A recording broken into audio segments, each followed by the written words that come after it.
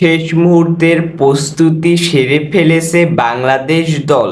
আর কিছুক্ষণ পরেই ভারতের বিপক্ষে দ্বিতীয় টেস্ট ম্যাচে মাঠে নামবে বাংলাদেশ দল, যেখানে নাজমুল হোসেন শান্ত চান্দ্রিকা হাথুরুসিংহেকে নিয়ে তার অনুশীলন সেরে ফেলেছেন, করেছেন অনেকক্ষণ ব্যাটিং অনুশীলন। তাছাড়া চান্দ্রিকা হাথুরুসিংহেকে নিয়ে করেছেন গ্রাউন্ড পর্যবেক্ষণ।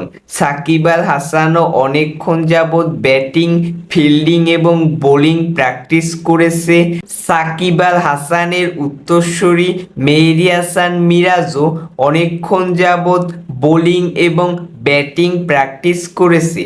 লিটন দাস ব্যাটিংয়ে ছিলেন অত্যন্ত মনোযোগ সহকারে বল দেখে দেখে খেলছিলেন প্র্যাকটিসে। তাছাড়া উইকেট কিপিংয়েও সময় দিয়েছে লিটন দাস।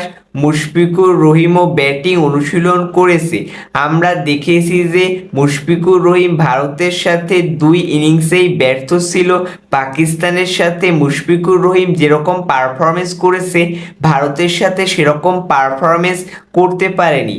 তাই তার কাছে দ্বিতীয় টেস্ট ম্যাচটি অবশ্যই ফিরে আসার লড়াই হবে।